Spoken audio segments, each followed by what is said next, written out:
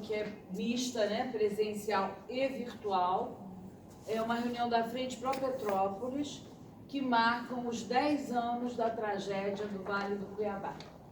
Na data de hoje, dia 12 de janeiro de 2021, completam 10 anos do talvez maior desastre ambiental do nosso país e que atingiu fortemente o nosso município, com uma tragédia que logo a seguir nós vamos ter maiores informações, fotos e tudo.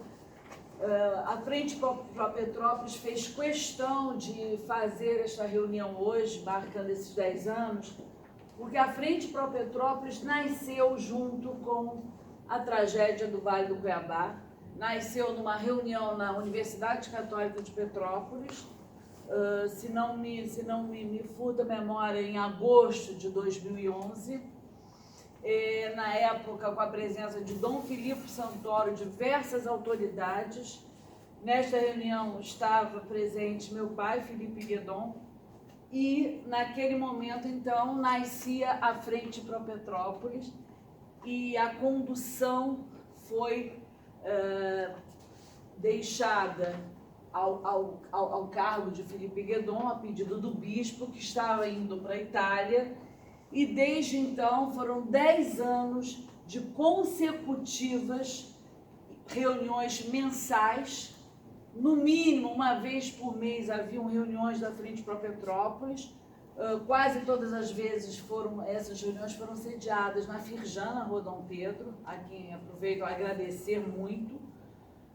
Então, várias entidades juntaram-se, então tínhamos pessoas jurídicas, mas físicas também, que reuniam-se todo mês para discutir assuntos de Petrópolis, nascidos naquele momento. O foco maior era aquele desastre, aquela tragédia que mexeu diretamente com a vida de muitas pessoas, a economia da cidade. E aí nascia uma frente de trabalho que tinha, posso dizer, e aí eu com muito orgulho do trabalho de meu pai, todo mês ele fazia pautas para a reunião e enviava antecipadamente para todos que participavam e também para aqueles que mesmo tivessem ido apenas uma ou duas vezes nas reuniões. E após as reuniões, no mesmo dia, as reuniões eram sempre na primeira terça de cada mês, todo mês, na parte da tarde, ele mesmo com todas as dificuldades físicas, de cansaço e tudo que ele tinha decorrente do problema cardíaco dele, ele no mesmo dia mandava ata por e-mail para todo mundo. E lembro-me bem que ele tinha sempre horário certo para começar a reunião. Não importava se a reunião começava com uma ou duas pessoas e o horário para acabar, e ele tirava o relógio, colocava na frente dele e ele sempre dizia: as reuniões, para ter credibilidade, as pessoas animarem-se aí, tem que ter horário para começar e horário para acabar. Então ele tinha aquela reunião, nós íamos na reunião, os que estão presentes hoje eram assíduos nas reuniões, e nós íamos nas reuniões. E ele lutava muito com diversas pautas, com diversos assuntos, posso dizer todos, voltados principalmente para a questão da participação popular. E ele sempre falava, se a sociedade soubesse a força que tem, muito dos problemas que a sociedade enfrenta não existiriam, porque a sociedade tem uma força enorme que ela desconhece. E ele ficou, então, durante todos esses 10 anos, lutando muito para que as reuniões acontecessem e aconteciam. Tivemos momentos, né, vocês sabem disso, com maior quórum, outros com menos quórum, mas nunca desistiu. E ele falava para mim, para a família, que o temor dele era que o dia que ele não mais estivesse aqui, nesse plano, a frente acabasse. E eu fico muito feliz de dizer para vocês, e vocês sabem, os que estão presentes aqui principalmente, que a frente não vai acabar.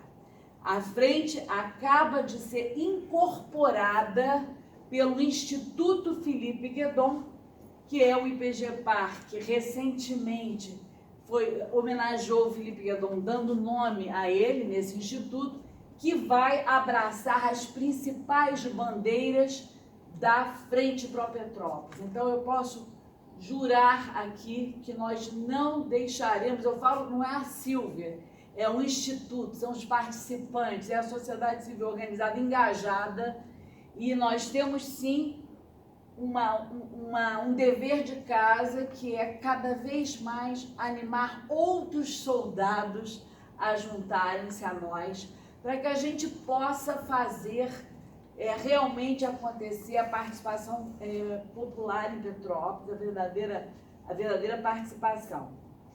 Hoje o Instituto, então eu assumi a presidência recentemente, Renato Araújo, nosso vice-presidente, o Johnny Klemperer, aqui do Serratec, que é o nosso diretor tesoureiro, o Jorge Paiva, nosso diretor de estratégias, o Roberto Rocha, secretário executivo, ele teve um problema de trabalho, não pôde estar aqui agora, Cleveland Jones é um dos nossos diretores, Luiz Carlos Dias de Oliveira, Maria Cristina Franca Mello e Ramiro Farjala, que está aqui. Está aqui conosco também o Rolf Diringer, que vai fazer uma apresentação, o nosso amigo Carlos Alberto Salgueiro, que também é um outro integrante da frente, que sempre foi muito participativo, também fará uma apresentação através de um vídeo que ele já tinha gravado. Então, assim, quero deixar registrado esse agradecimento a todos que marcaram esses 10 anos de Frente Pro Petrópolis. Eu tenho certeza que meu pai está aqui com a gente, não tenho dúvidas. E para dar sequência, nesse momento eu convido Rolf Diringer, companheiro de longa data, engenheiro agrônomo, que vai fazer uma apresentação sobre a tragédia do Vale do Cuiabá. Diminuir a luz, talvez, querido? Não? Tá lá.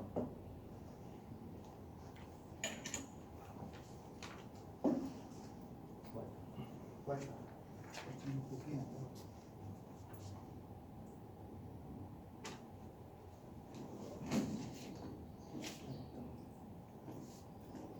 Bom, eu queria mostrar para vocês rapidamente um diagnóstico do que realmente foi a tragédia de Cuiabá. A tragédia de Cuiabá, ela deriva de um problema sério que existe lá, que é exatamente o problema ambiental, que é o desmatamento e a erosão das encostas. Então, nós vamos passar rapidinho umas fotos, só para exemplificar para vocês.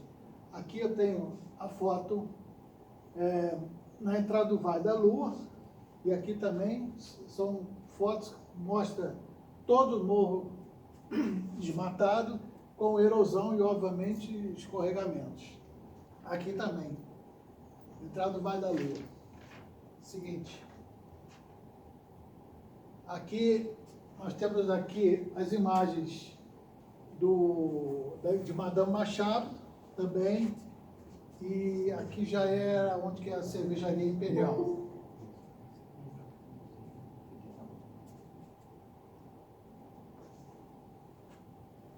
Aqui nós temos já a área do campo de futebol Boa Esperança, toda inundada, toda ela pelo material carreado pelo rio Cuiabá. Aqui nós temos o buraco do Sapo, todo ele inundado, com mais de 2 metros de altura de água.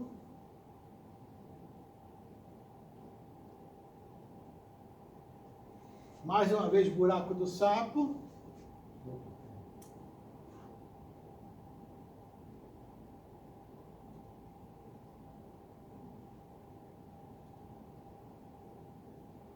Pode subir. Aqui a Fazenda Santa Cecília, onde houve vários mortes. A escola Santa Terezinha. Vou botar em cima. Você quer todas? Tá bom, pode ser assim, melhor. Aqui a gente vê o final do Cuiabá, o Aras Boa Esperança e todos os deslizamentos que houveram no final do ponto do Cuiabá, onde a gente vê as encostas todas, as coroas de morro, todas elas desmatadas e logicamente estão enfraquecidas. Isso evidentemente causou a fragilidade dessa área toda, então houve os deslizamentos. A inundação do próprio rio Cuiabá se dá pelo índice que foi bastante elevado, em torno de 140 milímetros, e a seção do rio ela é muito pequena para tanta vazão. Seguinte. Aqui a gente, mais uma vez, a gente vê toda a cabeceira, né, e a coroa do monte totalmente desmatada. Então, obviamente, isso aqui fica tudo fragilizado e por isso que houveram esses deslizamentos. E esses deslizamentos fecharam o rio e aí houve, obviamente, o assoreamento completo da área. Seguinte. Aqui o final, também do ponto final do Cuiabá, a gente vê exatamente áreas, esse escorregamento de lamas aqui, e aqui, e aqui.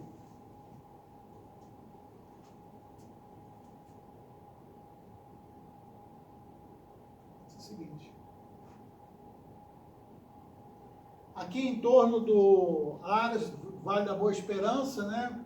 A gente acha que o Vale do Cuiabá tem área toda com mata, mas a gente vê nitidamente que a área toda ela desmatada.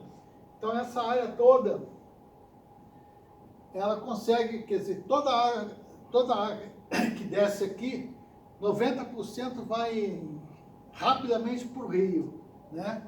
Enquanto que uma área com mata, 90% é retido pela mata. E, obviamente, submetida ao processo de erosão. Então a gente vê aqui vários deslizamentos que inundaram, que jogaram bastante terra aqui em cima do Aras, e então isso tudo foi para o rio. A gente vê que aqui não existe praticamente nenhuma mata. Isso aí, 3 meses, 6 meses anteriores, a gente consegue ver na própria imagem do Google que estava tudo queimado, tudo preto. E, obviamente, toda essa lama que desceu aqui, ela então seguiu o caminho, que é o rio e o vale.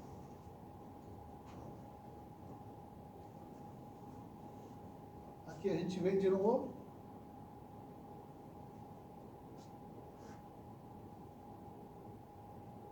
Aqui a gente vê onde é que foi essa lama toda.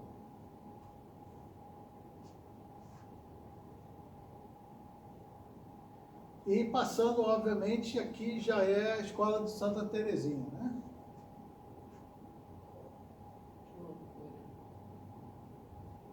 Aqui também. Então a gente, aqui é a Fazenda Santa Cecília, onde houve, se eu não me engano, 14 mortos aqui que estavam presos aqui dentro da casa. A família de um amigo da minha mãe, foram 11 pessoas ali, só dessa família foram 11. Isso. Posso? Posso? Essa daí já é a última. Então, Vou botar outra. Deixa eu mostrar outra aqui.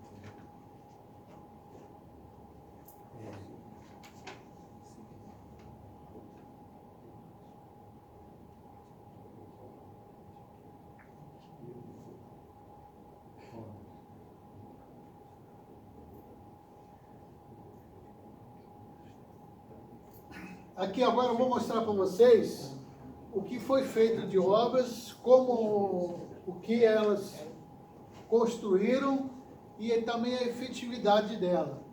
Nós fizemos vários questionamentos, foi feito um relatório da PEA, junto com o CREA, com a DACTO, o Cleveland também participou desse trabalho também, mostrando que a tragédia ambiental, ela só se resolve no momento que eu resolvo o problema ambiental. Não adianta eu fazer uma vala, agora limpar a vala e jogar uma pedrinha, fazer um gramado bonitinho, porque a origem continua exatamente nas áreas todas de encostas desmatadas.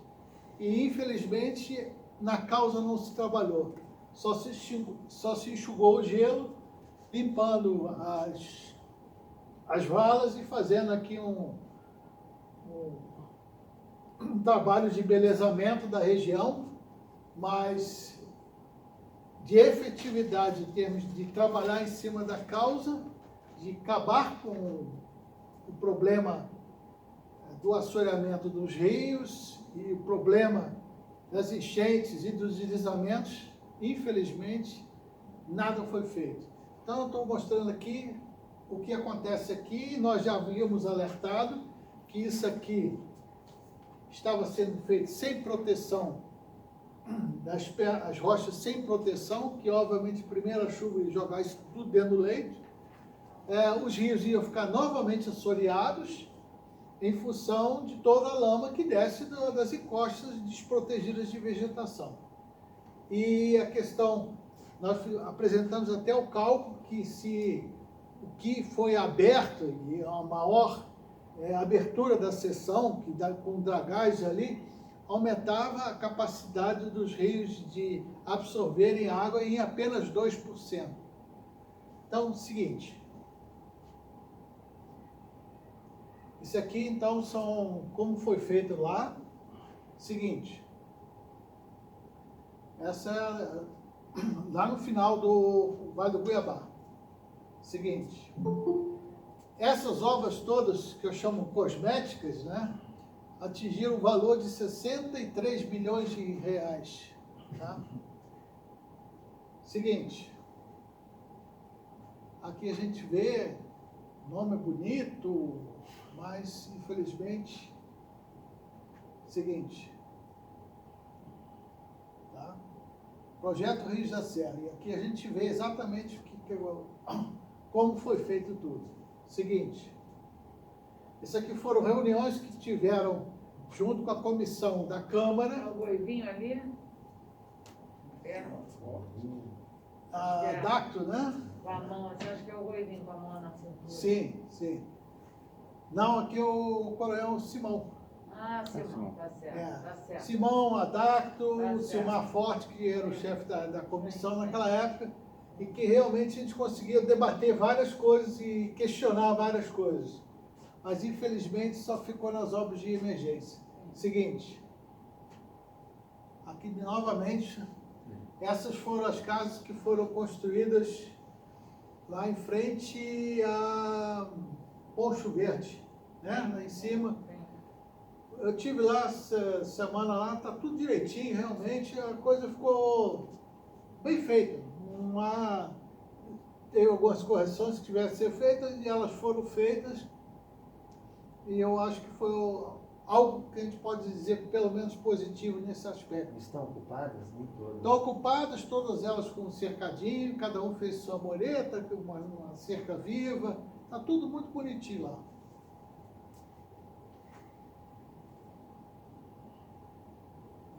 Pelo menos o pessoal está vivendo em segurança e realmente se resolveu alguma coisa. Seguinte, esses são os projetos que o INEA apresentou, né? A característica sempre foi a não ocupação das áreas do entorno dos rios, que isso aí, em termos de APP, obviamente tem que ser feito, não podem ser ocupadas e foi feito um trabalho, vamos dizer, cosmético de se acertar essas áreas. Segundo, aqui eles faziam como era e mostraram como ficou depois. Seguinte. Seguinte. Seguinte. Seguinte. Seguinte. Seguinte.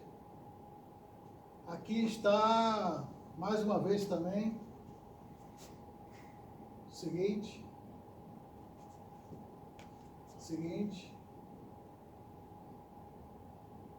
Pode ir embora. Mais um. Aqui já é a parte onde sai, desemboca o Rio Santo Antônio na parte do Rio Piabanha. Seguinte. Aqui, eles mostram como era ali na Ponte das Arcas ali. Muito bem fechado aqui. E aqui realmente se alargou muito bem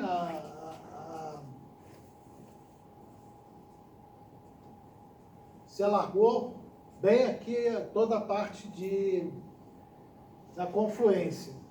Só que eu vou mostrar agora como ficou realmente, houve uma coisa, só que isso aqui abre margem de novamente assentar a terra aqui e começar a ver novamente assoreamento em cima disso.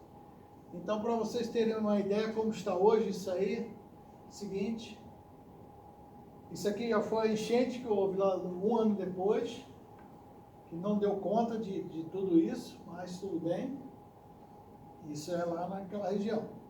Seguinte.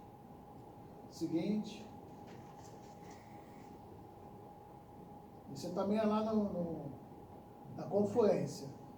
Seguinte. Esse aqui é o lixo todo que veio no Rio Santo Antônio, preso ali na Ponte das Arcas. Aqui como era. Agora vamos ver como está hoje. Quer dizer, você pode ver como era há 5 anos atrás. Você pode retornar do outro ali, em cima. Isso. E como está hoje? Houve um estreitamento, né? Completo. Tá? Que provavelmente em algum momento vai dar problema de novo. Já vai dar de novo, já. E a própria, aqui, já é a imagem daquele rio totalmente largo como está hoje. Pois é.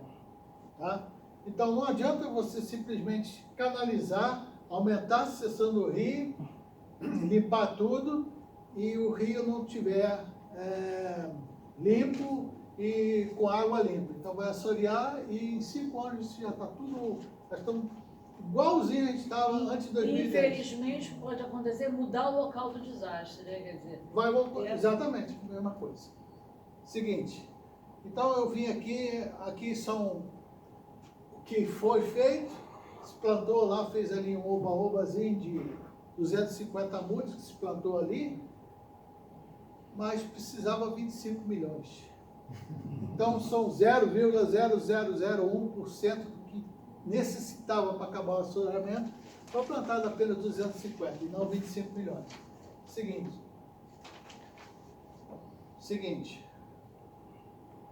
Bom, a gente vê nitidamente que o enfoque é só realmente em termos de construções. Seguinte. Isso também no Vale do Cuiabá. E aqui a gente vê a foto como ficou lá no alto. Seguinte.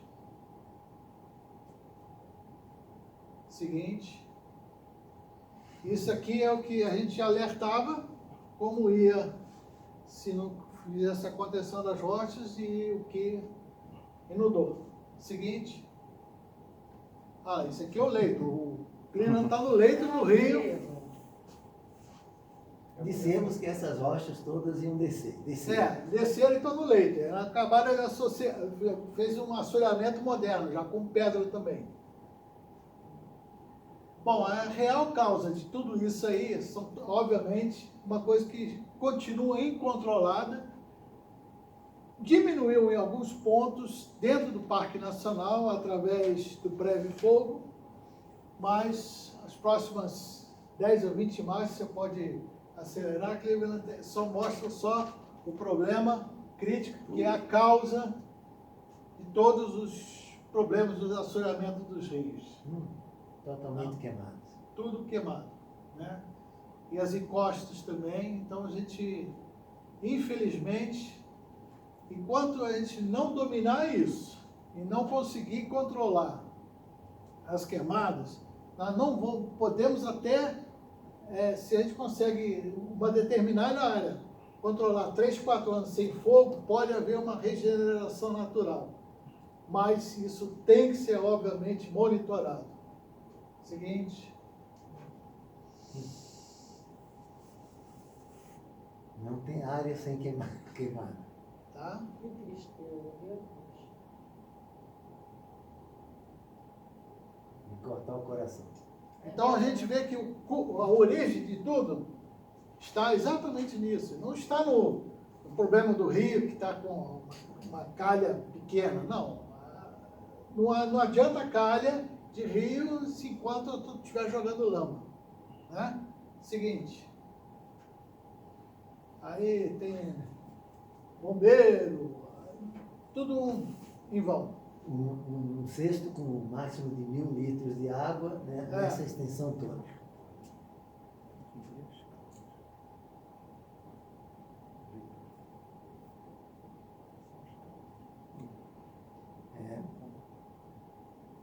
Bom, aqui o problema da faixa marginal de proteção, do próprio Piabanha, a gente vê também que se eu não fizer a faixa marginal, está acabando. Seguinte, e esse é o Vale do Esperança hoje, ou 2 ou 3 anos atrás, a gente vê que o assoreamento não terminou. Seguinte, as ruas totalmente enlameadas por causa de encostas que estão desprotegidas. Seguinte, faixa da margem do rio caindo, lá no Madame Machado, sem proteção. A gente vê aqui nitidamente como ela já está desbarrancando. Seguinte.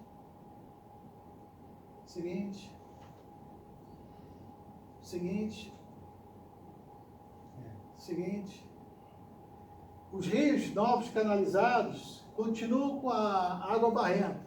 Então continua o assoreamento. Então não adianta a gente achar que está bonito por causa da pedra, mas a lama continua assentando. Seguinte.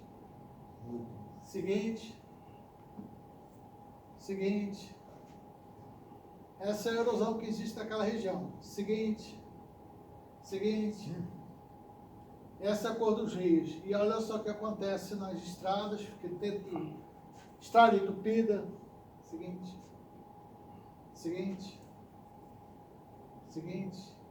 Essas são as obras emergenciais. Mais uma obra de 16 milhões ali, com obras que são pequenas em termos de contenção de vala, viraram grandes cortinas atirantadas, pode ir rápido.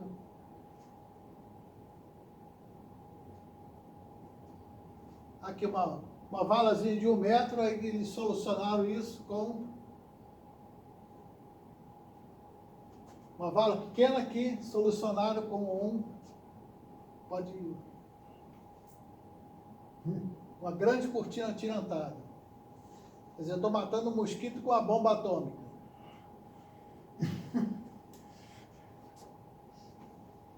Se fosse fazer isso em cada vala... Uma vala de meio metro. Com um saco de cimento resolvido. Essa é a obra. Seguinte. Só mostrar aqui a saída. Né? Era só isso aqui. Era só aqui que tinha uma valazinha, só fazer isso. Tá? Tá. A encosta está perfeitamente estável, foram lá, estabilizaram e fizeram uma grande obra. A obra de Petrópolis-Teresópolis só ficou pela metade, né, com a falência da Delta.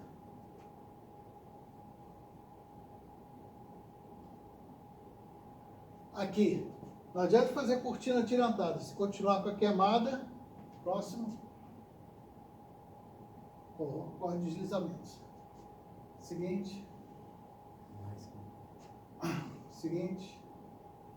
Essa foi uma coisa muito boa que aconteceu desde 2012, foram os pluviômetros automáticos. Isso está disponível pelo CEMADEM na internet, pelo projeto do INEA também, que é o alerta de cheias, que é meio vagalume, às vezes funciona, às vezes não, mas isso dá condições para o município monitorar com muita precisão isso aí, mas tem que monitorar. E hoje tem metade das estações que estão paralisadas por falta de manutenção. Seguinte.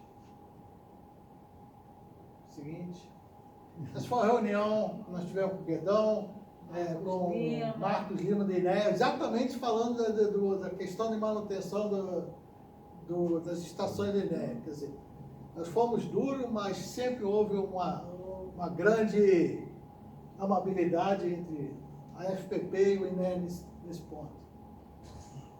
Seguinte, são desbarrancamento, aí fizeram ali uma obra adequada em termos de gabião, então isso funcionou. Tá? Isso aqui é o cenário, que é uma grande obra lá do Benfica, que é um cenário da montanha que anuncia como sendo lindo você morar nas montanhas.